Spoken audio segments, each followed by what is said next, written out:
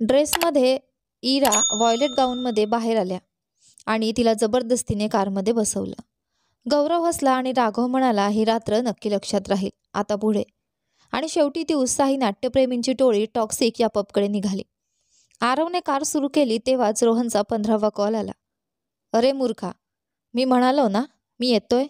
आरवने फोनवर ओरडत उत्तर दिलं. त्याचाच दोष होता की तो स्वतःच्या वाढदिवसाच्या पार्टीला उशीर करत होता. पण पार्टी पहाटे 4 पर्यंत चालणार होतीच. खरं सांगायचं तर त्याला या पार्टीबद्दल काही विशेष उत्साह नव्हता. तो फक्त म्हणून जात होता कारण शेवटच्या क्षणी रद्द करणं शक्य नव्हतं. आणि त्याहून जास्त कारण त्या काळ्या चष्म्यातून दिसणाऱ्या डोळ्यांपासून मन विचलित करण्यासाठी. ते डोळे अजूनही त्याच्या विचारांमध्ये भिरभिरत होते. त्याने कारची किल्ली व्हॅलेट पार्किंगच्या माणसाकडे दिली आणि 5 स्टार हॉटेलमध्ये आत गेला. टॉक्सिक हा पब अरण इंटरनॅशनल हॉटेलच्या बेसमेंटमध्ये होता. आत गेल्यावर त्याचे स्वागत सौरव, रोहन आणि कौस्तुभ, पबचा मालक, यांनी केले. आज पब लाल थीममध्ये सजवला होता. सॉफ्ट डिस्को लाईट्सने वातावरण आणखी रोमॅन्टिक केले होते. डान्स फ्लोअरवर शेकडो लाल बलून्स होते आणि तेथे प्रेमात बुडालेल्या जोड्या नाचत होत्या. डीजे कधी जोरात तर कधी मंद प्रेमगीतं वाजवत होता. बार काउंटरवर गर्दी होती. काही लोकांनी त्याच्याकडे हात हलवला. काहींना तो ओळखत होता आणि प्रतिसाद दिला, पण काहींना ओळखत नसतानाही ते त्याला ओळखत होते. कौस्तुभने त्याला काचेच्या जिन्यांवरून वर नेले, जिथे प्रायव्हेट लाऊंज होता, जो डान्स फ्लोअरकडे दिसत होता. तिथे त्याचे स्वागत त्याच्या शाळेतील, कॉलेजमधील तसेच त्याच्या सोशल सर्कलमधील मित्रांनी केले. त्याने काही एक्स गर्लफ्रेंड्सलाही पाहिले आणि सौरवकडे रागाने पाहिले. सौरवने रोहनच्या मागे लपण्याचा प्रयत्न केला. आरव काही विचारणार तोच एक मुलगी त्याच्या गळ्यात हात घालून त्याच्या गालावर किस करते. दुसरीने त्याचा हात धरून त्याला केकजवळ नेले. त्याच्या एका एक्सने त्याला चाकू देत म्हटले, हा केक कापताना माझं हृदय आठव. दुसरी हसत म्हणाली, तू हजारो हृदय तोडली आहेत लवर बॉय. आरव स्मित करत म्हणाला, त्यांचं मी काहीतरी बघतो. आणि त्याने कौस्तुभकडे इशारा केला. कौस्तुभला लगेच समजलं आणि त्याने डीजेला म्युझिक थांबवायला सांगितलं. मग तो म्हणाला, अटेन्शन प्लीज. आपला बर्थडे बॉय त्या सर्व लेडीजना माफी मागतो ज्यांची हृदय त्याने तोडली आहेत. आणि म्हणूनच आज सर्व महिलांसाठी ड्रिंक्स ऑन द हाऊस आहेत. आणि प्रत्येक लेडीसाठी एक खास गिफ्ट बॅगही. आपल्या सगळ्यांच्या आवडत्या लवर बॉयकडून रिटर्न गिफ्ट. खाली हजारो स्त्रियांच्या टाळ्यांचा आवाज आणि काही पुरुषांच्या चिडक्या हाका हवेत मिसळल्या. कौस्तुभने माईक आरवकडे दिला आणि आरवने आपल्या मोहक आवाजात म्हटले, सॉरी आणि संध्याकाळ एन्जॉय करा. खाली तसेच वरच्या VIP लाऊंजमध्ये बसलेल्या महिलांच्या श्वासांमध्ये एक स्वप्नील भावना होती. डीजेने पुन्हा म्युझिक सुरू केलं आणि सगळे नाचायला लागले. त्या सगळ्या गोंधळात आरवचं लक्ष खालील एका बंद लाऊंजमध्ये बसलेल्या मुलीकडे गेलं. ती 2 मुलं आणि 3 मुलींसोबत होती. आरव कपाळावर आठ्या घालून तिला पाहू लागला. चेहरा काहीसा ओळखीचा वाटत होता पण आठवत नव्हता. तीही त्याच्याकडे कधीमधी पाहत होती पण सरळ नजर भिडवत नव्हती. उत्सुकतेने आरवने कौस्तुभला बोलावलं आणि विचारलं, ती कोण आहे का? कौस्तुभला ही ओळख पटली नाही. बाजूला बसलेला रोहन म्हणाला, बारकडे येशील का माझ्यासोबत? आरवने हसत मान हलवली आणि दोघे खाली बारकडे गेले. मध्ये मध्ये अनेक लोकांनी आरवला थांबवून शुभेच्छा दिल्या आणि ते पुढे सरकत राहिले. एकता त्या ड्रेसमध्ये फारच अस्वस्थ वाटत होती. तिथे उपस्थित प्रत्येक पुरुष, तो सिंगल असो वा कमिटेड, तिला किमान 2दा तरी पाहून गेला होता. पण VIP लाऊंजमधून तिला पाहणाऱ्या त्या निळ्या डोळ्यांच्या नजरेने तिला सर्वात जास्त त्रास दिला. आरव पबमध्ये आला तेव्हाच तिने त्याला पाहिलं होतं. इरा, आस्था, राघव आणि गौरव काही विषयांवर बोलत होते तेव्हा ती घोषणा झाली. त्या घोषणेनंतर आलेल्या त्या मोहक आवाजाकडे एकताचं लक्ष जाणं तिला टाळता येत नव्हतं. हा लवर बॉय कोण आहे? इराने विचारलं. या पबमध्ये येणारा एकच प्रसिद्ध लवर बॉय आहे ज्याला मी ओळखते, एकताने उत्तर दिलं. कोण? राघवने विचारलं. एकता बोलणार इतक्यात बिनिता अचानक आली आणि म्हणाली, हाय. ती काळ्या छोट्या ड्रेसमध्ये खूपच आकर्षक दिसत होती. ती एकतासोबत रोमॅन्टिक व्हेलमध्ये काम करत होती आस्था येण्याआधी. सगळे तिच्याकडे पाहत थक्क झाले कारण ती लग्नानंतर दिल्लीला गेली होती आणि एका श्रीमंत बिल्डरशी लग्न केल्यानंतर संपर्कात नव्हती. कधी परत आलीस दिल्लीवरून? इराने थोड्या चिडक्या स्वरात विचारलं. गौरव आणि राघव आपले हसू लपवत होते. न बोलावलेली बिनिता एकतेच्या शेजारी येऊन बसली. अगं 2 महिन्यांपूर्वी परत आले. शेवटी माझ्या एक्स हजबंडपासून घटस्फोट घेतला, विनिता म्हणाली फारच कॅज्युअल आवाजात. विनिता तशीच होती. तिचा एक्स हा तिचा 10वा बॉयफ्रेंड किंवा म्हणावं बेट पार्टनर. तिने पैशांसाठी त्याच्याशी लग्न केलं होतं. थोडक्यात सांगायचं तर ती एक गोल्ड डिगर होती, जिला फक्त श्रीमंत पुरुष हवे असत आणि योजना फसली की पुढच्या शिकाराकडे वळायची. एकताने पाहिलं की विनिता तिच्याकडे नेहमीच्या मत्सराच्या नजरेने पाहत होती. मला विश्वास बसत नाही एकता, तू खूप सुंदर दिसते आहेस, विनिता हसत म्हणाली. सुंदर? एक तास तर अगदी बॉम्बशेल दिसते आहे. इथल्या प्रत्येक पुरुषालाच तिच्यासोबत वेळ घालवायचा आहे, आस्ताने इराच्या बाजूने उभी राहत चिडवत म्हटला. खरंच? पण मला खात्री आहे की इथे काही पुरुष असेही आहेत जे सहज सापडत नाहीत, विनिता आस्ताकडे रागाने पाहत म्हणाली. नाही, आज नाही. इथल्या सगळ्या मुलींमध्ये एकता वेगळीच दिसते आहे. ती अगदी देवदूतासारखी दिसते, इराने म्हटलं. एकता थोडी गोंधळलेली पाहत होती. तिच्या 3 मैत्रिणींच्या शब्दांच्या युद्धात तीच विजय होती, पण तिला बोलू दिलं जात नव्हतं. तिने मदतीसाठी राघव आणि गौरवकडे पाहिलं, पण त्यांनीही हातवर केले. ठीक आहे, मग तिला एक बेट देऊया, विनिता कपटी हसून म्हणाली. एकता तिच्या या वेरगट सवयीशी परिचित होती. लोकांना विचित्र बेटमध्ये ओढायची. पण ती काही बोलण्याआधीच आस्ताने विचारलं. कशी बेट? विनिता एकताकडे पाहत तिला वरपासून खालीपर्यंत स्कॅन करते आणि म्हणाली. जर ही इतकी बॉम्बशेल आहे तर माझ्या निवडलेल्या कुठल्याही माणसाला ही सहज आपल्याकडे आकर्षित करू शकते. एकताचा घशात काहीतरी अडकलं. अशक्य. ती कोणालाच टेम करू शकत नाही.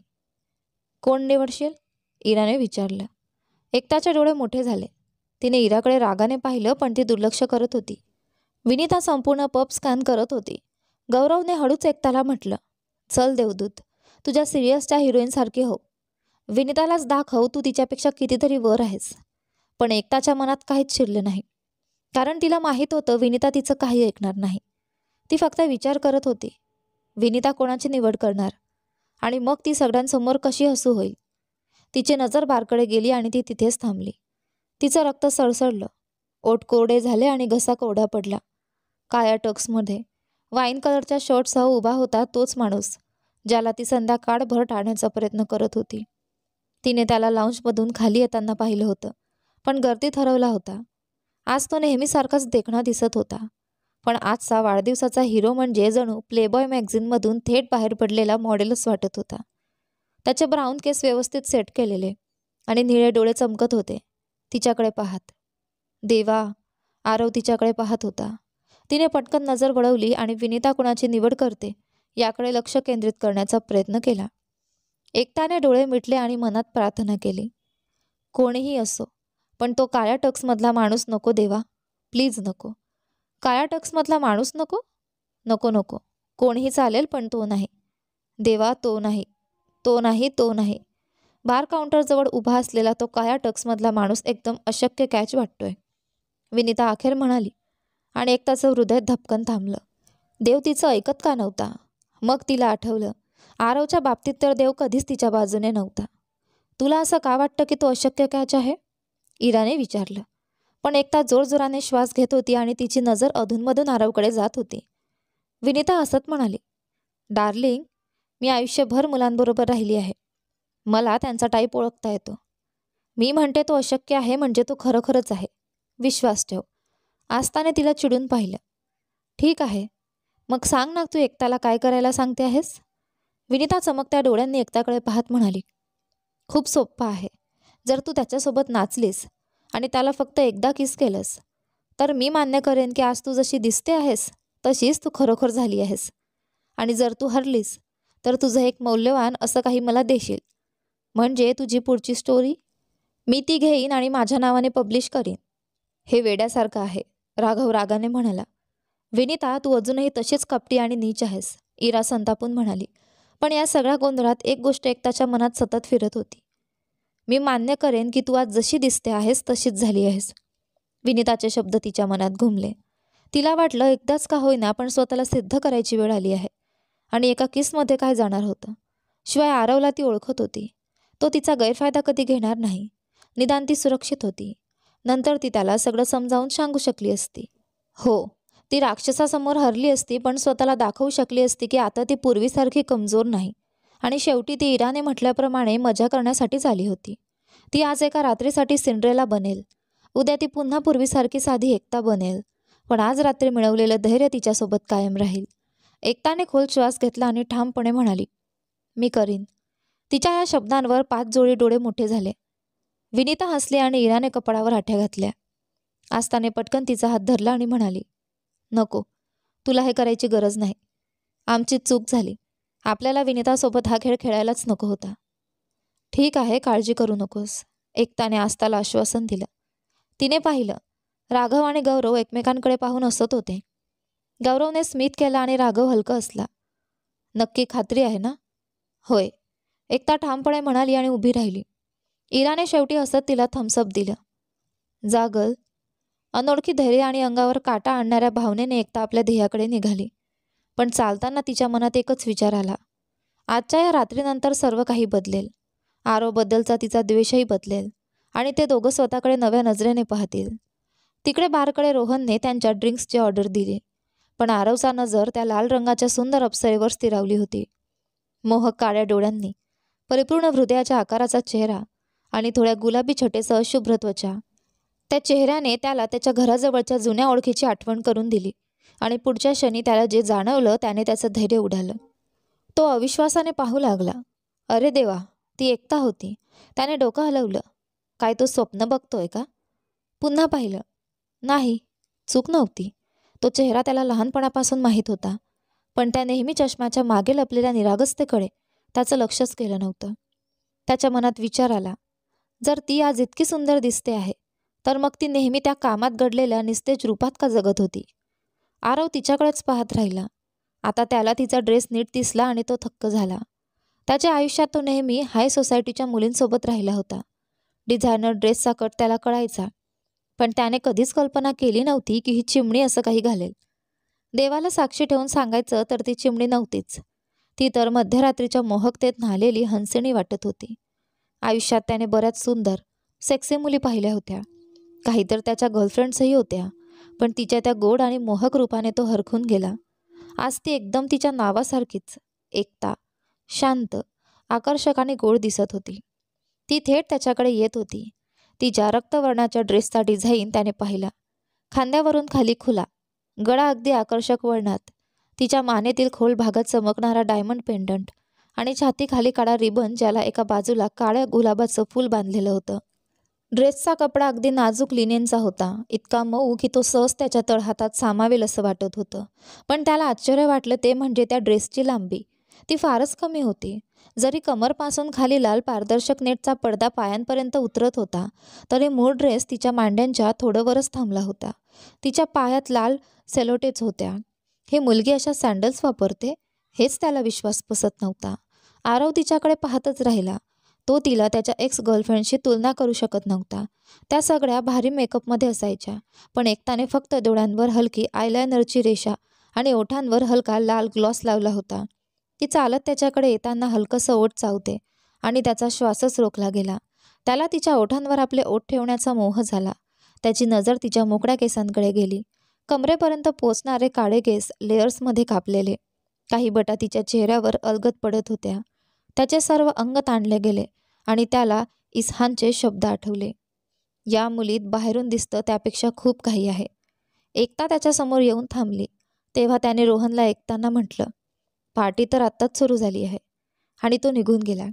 आरवने हात खिशात घातले आणि समोर उभ्या असलेल्या त्या मोहक अप्सरेकडे पाहत म्हणाला, ओ माय, एकता, खरंच तू आहेस?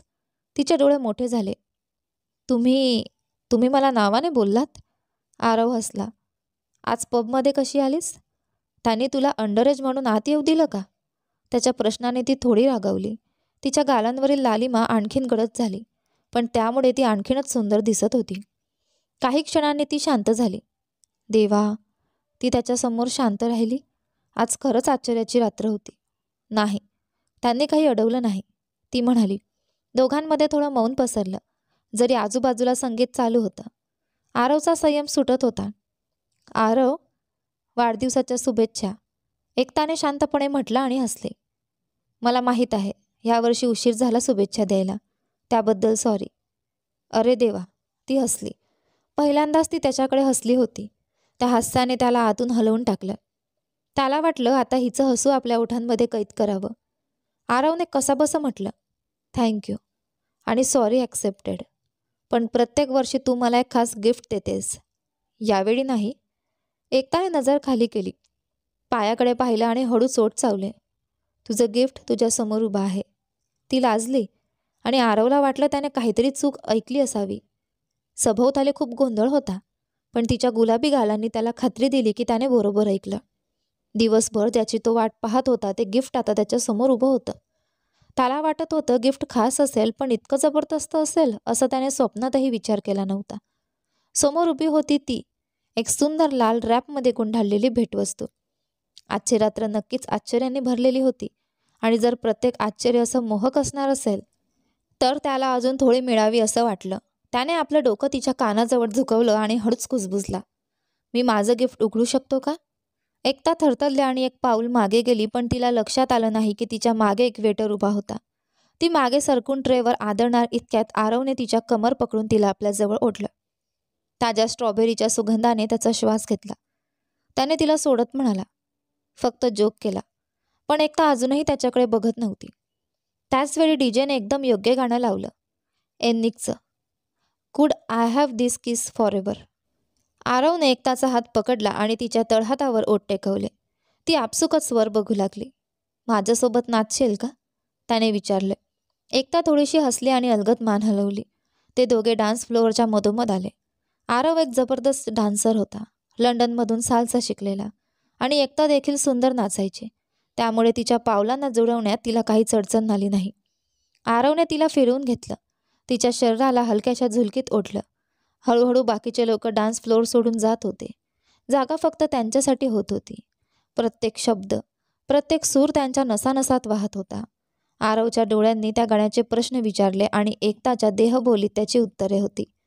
त्यांच्या हातांच्या उष्णतेने एकमेकांच्या अंगातून प्रवास केला. आरवने तिच्या कमरेला घट्ट धरलं आणि तिचे हात त्याच्या मानेभोवती गुंडाळले गेले, इतके जवळ की कधीही त्यांचे ओठ एकत्र आले असते.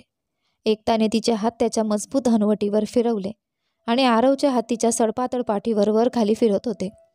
त्यांच्या दरम्यान पेटलेली ती भावना काय होती? दोघेही गोंधळले होते. एकताने कधीही असं काही अनुभवलं नव्हतं. या रात्रीपूर्वी तिने आरवचा हा कोमल चेहरा कधीच पाहिला नव्हता. जणू ती एखाद्या वेगळ्या व्यक्तीसोबत नाचत होती. पण तो लहानपणापासून ओळखलेला आरव नव्हता. तिचा संरक्षक कवच त्याच्या स्पर्शाने तुटत होता. तिचा द्वेष त्या उष्णतेखाली वितळत होता.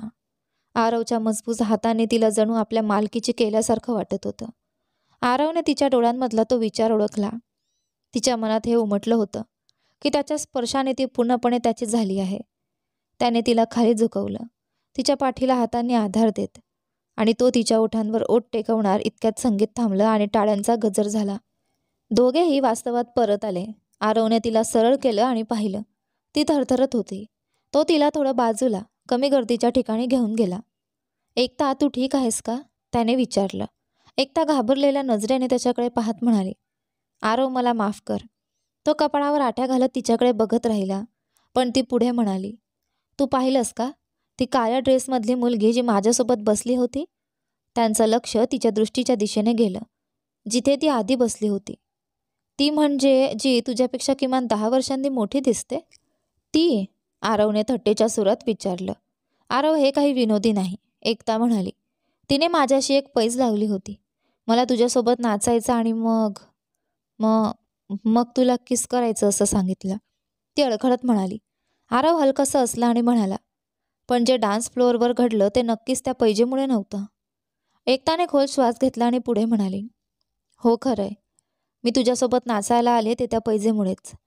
पण तुला पाहिल्यानंतर खरंच मला तुझ्यासोबत नाचायचं वाटलं. ती माझी स्वतःची भावना होती, पैजेची नाही. पण आधी न सांगितल्याबद्दल सॉरी. आरवच्या लक्षात आलं नाही की ती काय कबुली देते आहे.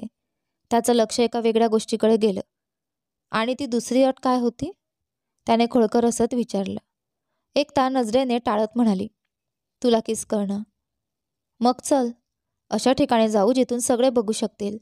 असं म्हणत आरवने तिला ओढून बार काउंटरसमोर आणलं आणि ती काही बोलण्याआधीच त्याने तिच्या ओठांवर ओठ ठेवले. पण किस अधिक खोल होणार इतक्यात कोणीतरी मध्ये आलं आणि आरवने मागे पाहिलं. त्या क्षणाचा फायदा घेत एकता तिथून धावत आपल्या टेबलकडे गेली, जिथे तिचे मित्र बसले होते.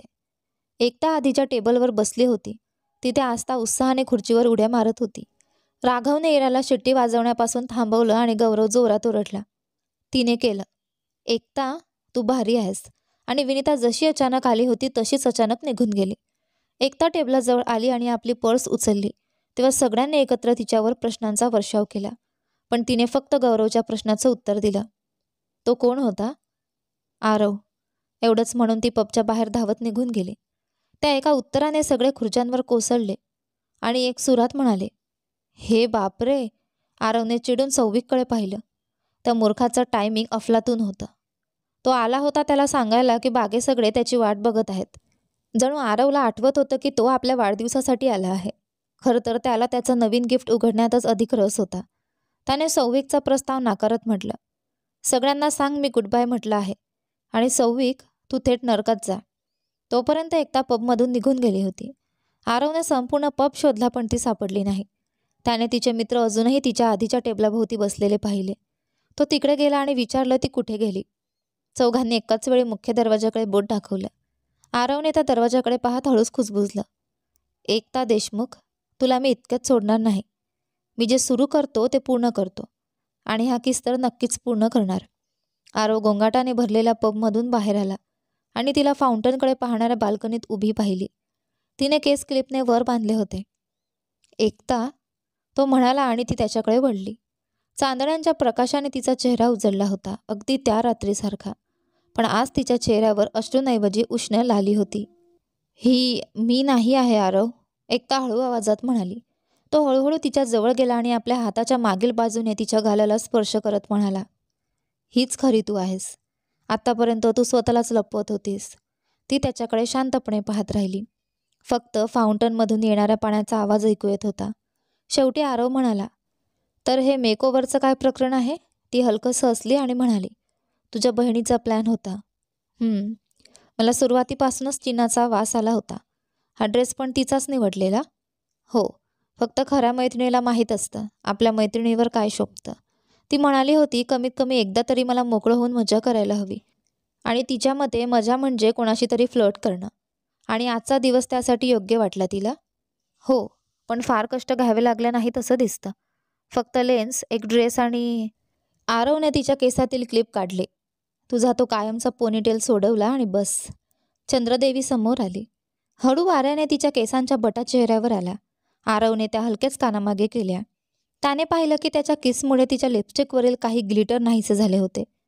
तुझे केस असे मोकळे ठेवलेले छान दिसतात. ती हसली आणि डोळे बंद करत रात्रीच्या सुगंधाचा श्वास घेतला. आरव तिच्याकडे बघतच राहिला. तिच्या खोळकर चेहऱ्याखाली दडलेली ती निरागसता त्याला आधी का दिसली नाही याचं त्याला वाईट वाटलं. त्याने स्वतःलाच शाप दिला त्या सगळ्या वर्षांसाठी जेव्हा तो तिला फक्त चिडवत राहिला. जर एकदाच का होईना त्याने तिच्या बालिश वागण्याकडे दुर्लक्ष केलं असतं तर दोघांमधला तो भिंतीचा थर खूप आधीच तुटला असता. या 16 वर्षात त्याने तिला नेहमी निषिद्ध फडासारखं पाहिलं आणि तिनेही काही निरर्थक शाळेंच्या गोष्टींवर विश्वास ठेवला म्हणून त्याने ते फळ कडू समजलं. पण आता वय वाढत असताना त्याच्या मनात झोपलेली ती ओढ पुन्हा जागी झाली होती आणि त्याने ठरवलं, यावेळेस काहीही झालं तरी आपल्या या भावनांना तो उत्तर देणारच. एकता हळूच म्हणाली, माझं एक वाईट ब्रेकअप झालं. त्याने माझा विश्वासघात केला. तू बरोबर होतास. मी नेहमी प्रेमात पडण्याच्या कल्पनेवर विश्वास ठेवला आणि त्या सगळ्यात माझ्या आतल्या इच्छांकडे दुर्लक्ष केलं. माझ्या आणि त्याच्या नात्यात एक ठिणगीही नव्हती. पण आज मला स्वतःला मुक्त वाटतंय. मला काही विचारायचं नाही, फक्त वाहून जायचं आहे. इरा बरोबर आहे. मला माझं रक्षण करणारा कवच तोडायला हवं होतं. असं म्हणत तिने तो कवच खाली ठेवला आणि विचार न करता तिच्या ओठांभरून ती सगळी भावना बाहेर आली. त्या सैतानासमोर उभी राहून. ती ज्याला अंधारासारखा समजत होती तो प्रत्यक्षात तिच्या कल्पनेपेक्षा कितीतरी वेगळा आणि चांगला होता. एकता, आयुष्यात नेहमी आपल्या मनासारखं होत नाही. कधीकधी जे अपेक्षित नसतं तेच मिळतं. आरव म्हणाला आणि तिचा हात धरत तिच्या डोळ्यांमध्ये थेट पाहिलं. एकताने पुन्हा उठचावले. ते करू नकोस. आरवने हलकेच म्हणाला. काय? तिने विचारलं. हेच. आरवने हळुवारपणे अंगठा तिच्या ओठांवर ठेवत म्हणाला. आरव, मी... ती वाक्य अर्धवट सोडते कारण आरवने दोन्ही हातांनी तिच्या कमरेला धरलं. आता मला जे सुरू केलंय ते पूर्ण करू देशील का? तो विचारताच ती काही बोलणार एवढ्यातच आणि ती नक्कीच नकार देणार नव्हती. त्याने तिच्या ओठांवर आपले ओठ ठेवले. खूप हळुवारपणे तो किस अधिक गहिरा करू लागला. हळूहळू त्याची जीभ तिच्या जिभेशी मिसळली. तिचे हात त्याच्या मानेभोवती गेले आणि त्याने तिला अधिक जवळ ओढले. तिच्या पाठीमागचा भाग बाल्कनीच्या खांबाला टेकला आणि त्याचे ओठ तिच्यावर दाबले गेले. तिला ते तीव्र ओढलेपणा जाणवला, जे ती नेहमी आपल्या लेखनात लिहायची. तिचा देह थरथरला जेव्हा तिच्या उजोरांचा स्पर्श त्याच्या रुंद छातीला झाला. उंच हिल्समध्ये उभी असूनही ती त्याच्या खांद्यापर्यंतच पोहोचत होती. त्याच्या ताकदवान शरीराने तिला पूर्णपणे आपल्या मिठीत घेतले होते. तिची सडपातळ कंबर त्याच्या मजबूत हातात अगदी व्यवस्थित बसली होती. तिचे डोळे बराच वेळ मिटलेले होते, पण तिचं हृदय वेगाने धडधडत होतं. तिला कळलं की तिच्या आधीच्या नात्यात काय कमी होतं. आरवसाठी हे फक्त वासना होती, पण तिच्यासाठी हा एक टर्निंग पॉइंट होता. असा किस तिने कधीच अनुभवला नव्हता. तिला आता कळालं की मुली त्याच्यावर का फिदा असतात.